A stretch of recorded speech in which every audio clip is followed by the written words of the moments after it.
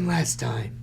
Tracy Hanson, Jeff Hopper, 8 great traits. We from persevered. 2 Peter 1. We persevered. Very good.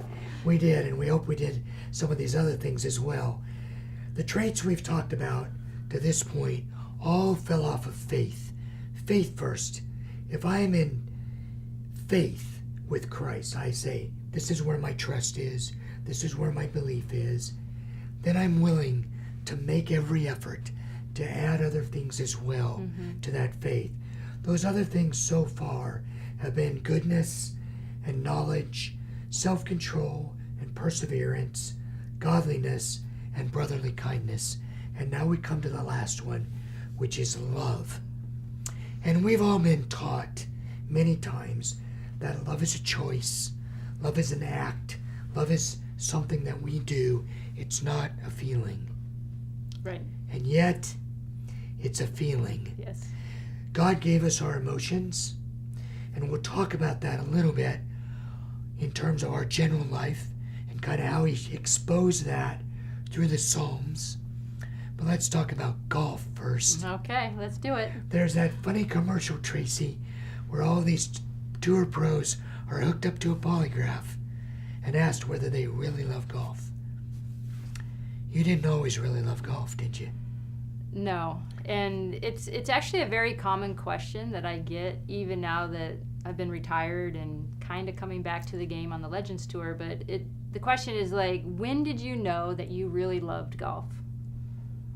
Now, what they hope they hear is like, oh, I just knew I loved it right away, and I've loved it all 30 years that I've played the game competitively. And really, the answer for me, my truth, is like, I don't know if I ever loved it. Do you not know that because you don't feel an emotion toward it?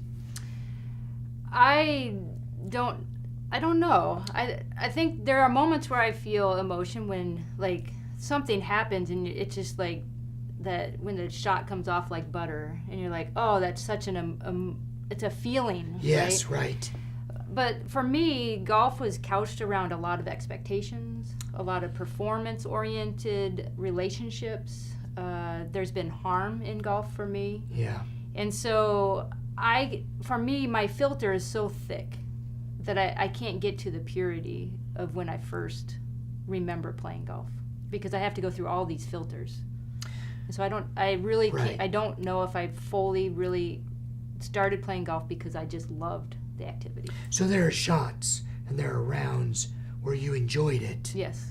But it wasn't buried deep in you. I don't think so. Here's the problem. I think that there are a lot of people whose Christian life is like that. Mm-hmm. They enjoy going to their small group or church on a Sunday. That's where their friends are.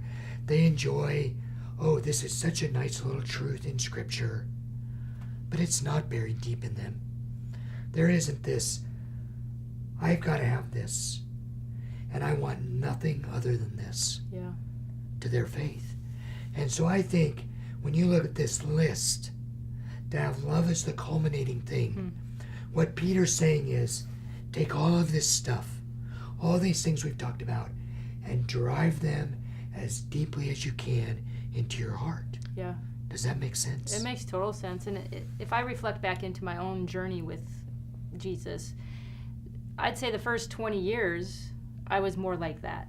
Like I did all the right things because that's what I was supposed to do. Right. And then as a Christian athlete, for sure I got to do all the right things. Sure. I got to say the right things. You have the platform. Right. Yeah. And it's really been in the last 7-8 years where I've been wrestling in the truth of my story. Yes.